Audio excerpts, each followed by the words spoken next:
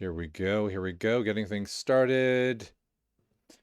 Hello, my name is Steve Jaguar, and this is another BeerNative beer review. If you're new to the channel, see the details just below. Hit the like, hit the subscribe. More importantly, share this video with your friends, and good things will happen to you. You will be given money randomly by a stranger. You will be given beer randomly by a stranger. These are things that I loosely guarantee will happen if you share this onto a Facebook group, maybe push it onto a Reddit channel, do things that are paying it forward. Amazing. In this particular show, I'm going to be reviewing a beer by Left-Handed Giant. Actually, I could just put that right back up there, can't I? There we go. Left-Handed Giant Chocolate Pecan Tonka Beans Stout 7%. Ooh, it's dark and delicious and kind of scary, right? So I like that. That's how I live, dangerously. Let's find it. It's here. Here's the much smaller version. I love the art, and I sort of captured it in the image. I'm giving away my scoring right away. Where I've got this kind of blurry guy over here, really terrible. I'm going to retake this picture. But I've got a really good shot of what's in it in terms of all those. But let's see if I've stopped doing this up close in the camera, up close thing, and I realized my picture was so bad, I've got to do this. So for my sins. Weird, right? Yeah, it's super weird. I don't understand it. But hey man, no worries. Like that's and then of course it just loops around the can all the way until we get to the descriptions there. All right. That's the world we live in. Art is getting super weird, and so is focusing the camera. There we go. So that's what we're talking about right now. That's going to be a dark beer. It's been a pretty nice day out today, so it's kind of halfway between. For some reason, I was in the mood for something a little bit more challenging. And a chocolate pecan Tonka Stout with cacao nibs. Pecan is an actual adjunct ingredient. Tonka beans and lactose for smooth, silky, and sexy mouthfeel. Sounds like a winner, right? Let's learn a little bit more about Left-Handed Giant, the brewery. And unlike many other breweries, they are not in... I am not sharing the correct display. Let's fix that. There we go. They are not up north. We can see they are from, well, it says, let's say Bristol approximately. If you don't know where Bristol is if you know where London is, just drive west on the M4 for a while, not that long, a couple hours. You'll get to Bristol. It's you kind of hook around Bristol on your way to Wales or Cornwall, and you start getting a noticeably different accent at that sort of hybrids between what you might hear as you leave London and what you definitely get in Cornwall, that sort of pirate stuff going on. All right. I'll probably be criticized for that. But they've got a bunch of pretty cool beers here. Oh, they sell masks. That's a thing now. Breweries sell masks. Let's find out a little bit more about them, their specifics. I know they've been around since 2005, but not really. They say 2005 on the site, but they talk about them meeting in 2014, only really beginning things seriously in 2017, but they've come a long way since there. They've got a tap room, they've got a bunch of locations. Things are going well. The craft beer boom is certainly benefiting these guys, right? That's pretty awesome. If we take a look at the beers that they offer, I like that you can get a 5-liter mini keg. And check that out. Spiraling Prism. There's a lot of good stuff here. They do have a kind of a standard offering. If I click through on the Brew Pub Taster Pack, and I think this hovers over, yeah. So you can see a lot of, this is kind of a good intro to Left-Handed Giant, but I like the sort of crazy art thing. I like the whole package, right? And I like the special editions. Great Ultimate IPA pack. I probably should buy that, actually. Maybe I'll do that after this. The one I got, just as a sampler because I had a discount code, typically what drives me to these things is I got a bunch of these shifting paradigms, which were great, but decided to do the review on Cosmic Starry Dimension. £5. I paid a little less. Generally, you can find discount codes around. It says it's decadent. I like decadent. I said it was silky before I even read. Dessert stout. Boasting blah blah blah, not suitable for vegans. Okay, good to know. Yeah, there we go. I bought a 4-pack, and there's only 2 left. So I didn't buy a 4-pack. What did I buy? I bought a 2-pack. So I haven't had this yet. Yeah, that makes more sense. I drank the other ones, and I have not had this. Yeah, I don't remember having it, but that's a bad story. Okay, so that's what we've got. Let's get that out of the way and let's crack it open and see what it's like.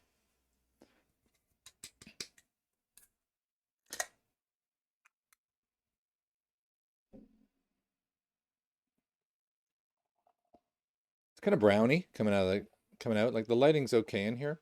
It's really even light today. I did a show talking about white stout, and we actually got into an offline debate about what a stout really is, how it's defined versus a porter. And we got talking about head color, so white versus brown heads, and there was a debate as to that as part of what the definition is in terms of a stout has a whiter head, and due to the malt choices, which I don't have the details on, you get a brown head. And I don't know whether anybody really sticks by that, but this is decisively a brown head that went very quickly. All right, let's give it a smell. Whoa, it's heavy coffee. Earthy as well. I don't know if they don't say what the hops are, do they? No, they don't do that. Okay, so we're gonna have to guess if there's a hop, or maybe just not bother guessing and just enjoy it. Right? Let's try it.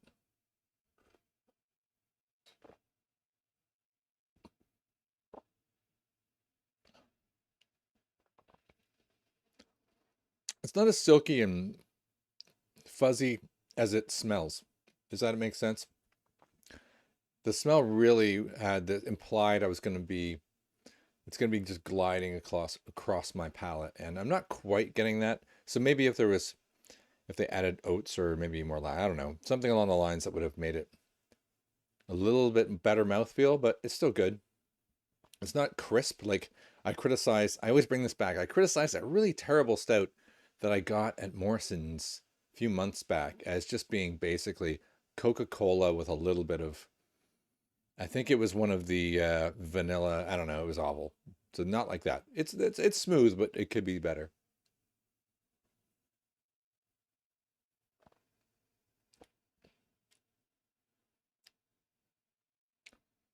Pecan takes a while, but it's always the second sip. I'm gonna give it one more because I usually do 3. I've started doing that. I say usually. I've started usually doing 3.